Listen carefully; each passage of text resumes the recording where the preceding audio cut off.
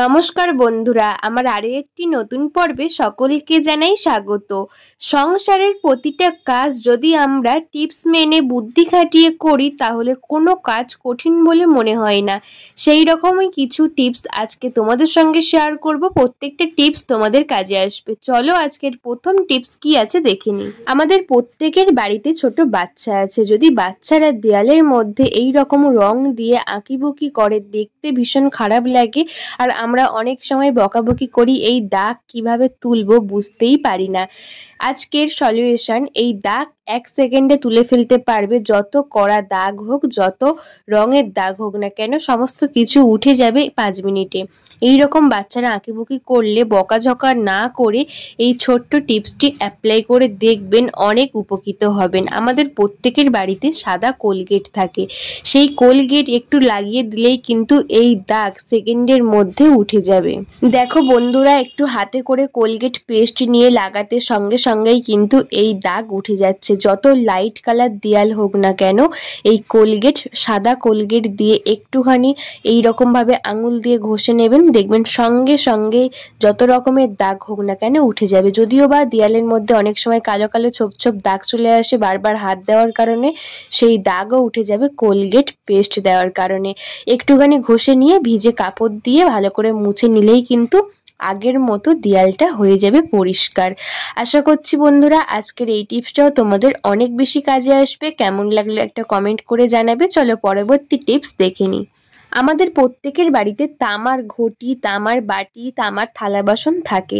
ঠাকুরের থালা বাসন হোক বা এমনি থালা বাসন হোক না কেন, দেখা যায় তামার ঘটি বা তামার বাসনপত্র এই রকম কালো হয়ে যায়। যে তামার রংটা ওটা কিন্তু আর থাকে না, এরকম কস ধরে যায়, কালো দাগ চলে আসে, দেখতে ভীষণ খারাপ লাগে। আমরা সবসময় ভাবি যে কি দিয়ে পরিষ্কার করলে সবসময় একদম চকচকে থাকবে। আজকের সলিউশন, এখানে নিয়েছি টমেটো সস। হ্যাঁ বন্ধুরা, আমাদের প্রত্যেকের বাড়িতে টমেটো সস থাকে। সেই টমেটো সস একটু নিয়েছি। টমেটো সসের মধ্যে কোনো পেঁয়াজ নেই, এই রকমই দেখে নিতে হবে। টমেটো সসটা ঠাকুরের থালা বাসন হলে এইরকম একটু দেখে নেবেন, যাতে কোনো পেঁয়াজ যাতে না থাকে। এই রকম ভাবে আমি ঘটির মধ্যে একটুখানি জায়গায় লাগিয়ে তারপরে দেখাচ্ছি, একটু হাতের সাহায্যে ডলে নিলেই কিন্তু একদম পরিষ্কার হয়ে যাবে। দেখুন পাশগুলো কেমন কালো হয়ে আছে, যেই জায়গাটুকু আমি দিয়েছিলাম টমেটো সস সেইটুকুই কিন্তু পরিষ্কার হয়ে গেছে। এরপরে আমি আরও একটু টমেটো সস দিয়ে পুরো ঘটির মধ্যে লাগিয়ে দেব, দিয়ে একটু হাতের সাহায্যে ডলে ডলে নেব, তাহলেই কিন্তু একদম চকচক করবে। যদি অনেক পুরনো বাসন হয় তাহলে একটু টমেটো সস দিয়ে নরম একটা স্কচব্রাইটের সাহায্যে একটু ঘষে নেবেন, দেখবেন চকচক করবে। আর যদি এই রকম রোজ ব্যবহার করার জিনিস হয়, ঠাকুরের ঘটি রোজ তো ব্যবহার করা হয়, সেই ঘটিগুলো একটুখানি হাতের সাহায্যে ডললেই কিন্তু একদম চকচকে হয়ে যাবে। সেটা চোখের সামনেই দেখতে পেলেন, আমি একটুখানি ডললাম, একদম কিন্তু আগের রং ফিরে এসছে। জল দিয়ে ধুয়ে দেখিয়ে দিচ্ছি, কোনো রকম ঘষাঘষি না করে 1 ফোঁটা টমেটো সস দিয়ে এত সুন্দর তামার ঘটি, তামার বাসনপত্র আমরা পরিষ্কার করে ফেলতে পারবো। আশা করছি বন্ধুরা এই টিপসটাও তোমাদের অনেক বেশি কাজে আসবে। কেমন লাগলো একটা কমেন্ট করে বলো, ভালো লাগলে একটা লাইক করে প্লিজ আমার পাশে থেকো, আর বন্ধুদের কাছে একটু শেয়ার করে দিও, যাতে সবার একটু উপকারে আসে। পুরো পরিষ্কার হয়ে গেছে, একদম নতুনের মতো, মনেই হচ্ছে না যে এটা অতটাও কালো ছিল। চলো পরবর্তী টিপস দেখে নিই। আমাদের প্রত্যেকের বাড়িতে পুরনো জিন্স থাকে। অনেকদিন ব্যবহার করার পরে রংটা ফেড হয়ে গেলে বা নিচের দিকে ছিঁড়ে গেলে আমরা কেউ পরি না, ফেলে রেখে রেখে নষ্ট করি। তবে ফেলে না রেখে আমরা কিন্তু দারুণ অর্গানাইজ বানাতে পারি। এখানে আমি পায়ের দিকটা আমি কেটে নিয়েছি, এরপরে উপরের দিকের কোমরের দিকটা তো তেমন কোনো কাজে আসে না, আমি কিন্তু কাজে লাগাবো এই ভিডিওতে। এই উপরের দিকটা কেটে নিয়ে মাঝখান দিয়ে জয়েন্টটা আমি খুলে দিয়েছি। এরপরে উল্টো করে নিচ্ছি জিন্সের প্যান্টটা। উল্টো করে নিয়ে একটা সমান করে হাতে সেলাই করে নেব। এভাবে কিন্তু সমান করে সেলাই করে নেব, এটা কিন্তু খুব সুন্দর একটা অর্গানাইজ তৈরি হচ্ছে, আমাদের প্রত্যেকেরই কাজে আসবে। এইভাবে সমান করে সেলাই করে নিয়েছি, এরপর সোজা করে নিচ্ছি। এটা আমরা কোথায় কিভাবে ব্যবহার করতে পারি বন্ধুরা, এটা আমরা অনেক জায়গায় ব্যবহার করতে পারি। এটা যাতে একটু শক্তপোক্ত থাকে সেই জন্য নিয়ে নেব কাঠমোলাট। আমাদের প্রত্যেকের বাড়িতে অনেক গিফটের বক্স আসে, এই রকম শক্তপোক্ত কাঠমোলাট আমি বের করে নিচ্ছি। এটা কেটে এই কাঠমোলাট দিয়ে দিলে একটু শক্ত হবে, আমরা যেখানে ইচ্ছা রাখলে কিন্তু কিছু হবে না। তাই কাঠমোলাটটা কেটে আমি ওই প্যান্টের ভিতরে দিয়ে দিচ্ছি। এটা আমাদের খুব সুন্দর একটা অর্গানাইজ তৈরি হয়ে গেল। আমরা প্রত্যেকেই আলমারিতে জামা কাপড় রাখি, তবে ছোট ছোট প্যান্ট বা রুমাল, ছোট ছোট মোজা কোথায় রাখি আমরা তাড়াহুড়োর মাঝে খুঁজে পাই না। জামা কাপড়ের মধ্যে ঢুকে যাই আর বারবার কিন্তু টেনে টেনে সমস্ত জামা কাপড় এলোমেলো করে খুঁজতে হয়। আমাদের ম্যাচিং ব্লাউজ বা ম্যাচিং আমাদের রুমাল, মোজা সমস্ত কিছু। তো আমরা আলমারিতে এটা রাখলে, ছোট ছোট জিনিসগুলো এর মধ্যে অর্গানাইজ করে রাখলে দেখতেও সুন্দর লাগবে। আর এর মধ্যে আমরা এটা খুঁজলেই কিন্তু এর মধ্যে সমস্ত কিছু পেয়ে যাব। এই ছোট্ট টিপসটা তোমাদের কেমন লাগলো কমেন্ট করে বলো। চলে এলাম পরবর্তী টিপসে। বন্ধুরা, আমরা প্রত্যেকেই কাঁচা লঙ্কা ব্যবহার করি তরকারিতে, তবে এই কাঁচা লঙ্কা কাটতে গেলে হাত ভীষণ জ্বালা করে। প্রত্যেকের স্কিন কিন্তু সমান হয় না, অনেকের জ্বালা হয়, অনেকের কিন্তু হয় না।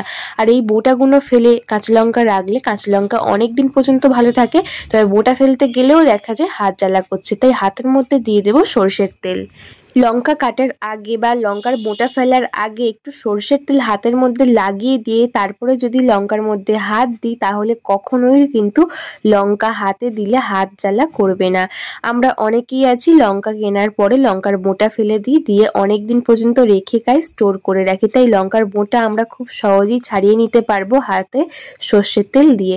অনেকের ভীষণ জ্বালা করে, কিন্তু অনেকের আবার কিছুই হয় না। প্রত্যেকের স্কিন কিন্তু সমান হয় না। তাই যখনই লঙ্কা কাটবো, লঙ্কা কুচি কুচি করব, লঙ্কা বাটবো, অনেকেই কিন্তু লঙ্কা বাটার তরকারি খেতে ভালোবাসি, তবে লঙ্কা শিলনোড়াতে বাটতে গেলে হাত জ্বালা করে। তখনই কিন্তু হাতে সরষের তেল মেখে বেটে নিলে একটু হাত জ্বালা করবে না, লঙ্কার বোটা ফেললেও কিন্তু হাত জ্বালা করবে না। এবারে লঙ্কাটাকে কিভাবে আমরা স্টোর করে রাখবো। প্রথমে এই লঙ্কা কিনে এনে ভালো করে ধুয়ে নিয়ে মুছে নিতে হবে, যাতে একটুও না জল না থাকে। তারপরে সমস্ত লঙ্কার বোটাগুলোকে ফেলে দেব, দিয়ে এই লঙ্কাটাকে মুছে নেব। নিয়ে এটাকে আমরা একটা এয়ার টাইট কন্টেনারের মধ্যে এটাকে স্টোর করে রাখবো। এটা 1 মাস থেকে 6 মাস পর্যন্ত লঙ্কাটা ভালো থাকবে, একটুও পচবে না, শুকনোও হবে না। কারণ লঙ্কার বোটা থেকেই কিন্তু লঙ্কাটা শুকনো হতে শুরু করে। আর প্লাস্টিকের মধ্যে রাখলে তখন বাষ্প জমে পচে যায়। তাই এয়ার টাইট কন্টেনারের মধ্যে রেখে দেবে। এইভাবে লঙ্কাটা অনেক দিন ভালো থাকবে, আমরা রেখে রেখে খেতে পারবো। আশা করছি বন্ধুরা এই আইডিয়াও তোমাদের কাজে আসবে। কেমন লাগলো বলো। চলো পরবর্তী টিপস দেখে নিই। এইরকম ছোট ছোট মাছ বাড়িতে আসলে আমাদের অনেকেরই বিরক্ত লাগে যে কিভাবে কাটবো, কতটা সময় লাগবে এই ছোট ছোট মাছ কাটতে গেলে। বাজারে কাটতে গেলে তখন কিন্তু অনেক টাকা নিয়ে নেয় এই ছোট মাছ কাটতে গেলে, তবে ছোট মাছ খেতে ভালো লাগে, অনেকেই কিন্তু খুব পছন্দ করে এই ছোট মাছ কাটতে। আজকে আমি শেখাবো একদম সেকেন্ডের মধ্যে। এটা অনেক পুরনো একটি আইডিয়া। মা ঠাকুমারা আগেকার দিনে যখন পুকুরে নদীতে মাছ ধুতে যেত তখন কিন্তু এইরকম একটা মাটির ভাঁড়ের মধ্যে বা দইয়ের ভাঁড়, মিষ্টির ভাঁড়, এইরকম ভাঁড়ের মধ্যে একটু ঘষে নিলেই কিন্তু সহজে ছোট মাছ কাটা হয়ে যাবে।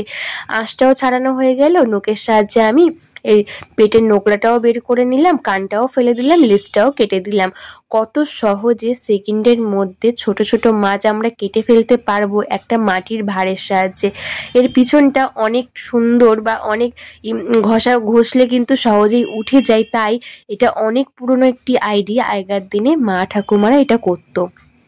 তোমরাও কিন্তু বাইরে বাজারে এই রকম ছোট মাছ দিয়ে অনেক অনেক টাকা খরচ না করে বাড়িতেই কিন্তু না বিরক্তি না হয়ে এই রকম ভাবে একটা ভাঁড় রেখে দিলে ভাঁড়ের উপরে আমরা সহজেই ছোট ছোট মাছ এই রকম ভাবে কেটে নিতে পারবো। কোনো রকম ঝামেলা ছাড়াই সেকেন্ডের মধ্যে আমরা প্রচুর মাছ কাটতে পারবো। আশা করছি বন্ধুরা এই আইডিয়া তোমাদের কাজে আসবে। এই ছোট্ট আইডিয়া তোমাদের কেমন লাগলো একটা কমেন্ট করে বলো। ভালো লাগলে লাইক করে প্লিজ আমার পাশে থেকো। আজকের বন্ধুরা সবকটা টিপস তোমাদের কেমন লেগেছে একটা কমেন্ট করে আমাকে জানিও। একটু ভালো লেগে থাকলে লাইক, কমেন্ট, শেয়ার করে বন্ধুদের কাছে একটু শেয়ার করে দিও, যাতে সবার একটু উপকারে আসে আজকের প্রত্যেকটা টিপস। আজকে আমার ছোট্ট রিকোয়েস্ট, আজকের আমার এই ভিডিও তোমরা কে কোন জায়গা থেকে দেখছো বন্ধুরা একটা কমেন্ট করে জানিও।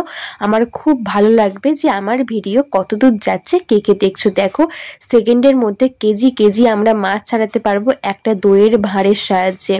এই রকম ভাবে কিন্তু তোমরাও ছাড়াতে পারবে এই টিপসটা ফলো করলে। তোমাদের মতামত আমাকে কমেন্ট করে জানাবে। চলে এলাম পরবর্তী টিপসে। যখনই আমরা এত এত মাছ ধুই হাত থেকে একটা বাজে আঁশটানি গন্ধ ছাড়ে, সেটা আমাদের কারোরই সহ্য হয় না। বাজে একটা গন্ধ ছাড়ে, আমরা যেই কাজে হাত দিই না কেন দেখা যায় গন্ধটা কিন্তু থেকেই যায়। তাই চা করার পরে চায়ের যে লিকারটা আমরা ফেলে দিই, সেই চায়ের পাতাটা আমরা হাতের মধ্যে একটু ঘষে নিয়ে হাতটা ধুয়ে নিলে কিন্তু খুব সুন্দর একটা হাত থেকে সেন্ট বেরোবে, হাতটা নরম হবে, হাতটাও পরিষ্কার হবে। তাই এইভাবে কিন্তু আমরা হাতটাকে পরিষ্কার করে ফেলতে পারবো চায়ের পাতা দিয়ে। বন্ধুরা, আজকের আমার চ্যানেলে তোমরা নতুন বন্ধু হলে যদি একটু ভিডিও ভালো লাগে একটা সাবস্ক্রাইব করে দিও, পাশে থাকা বেল আইকনটা প্রেস করে দিও, যাতে এইরকম নতুন নতুন ভিডিও ছাড়লে সবার আগে তোমাদের কাছে পৌঁছই। সবাই ভালো থাকবে, দেখা হবে নতুন ভিডিওতে, টাটা।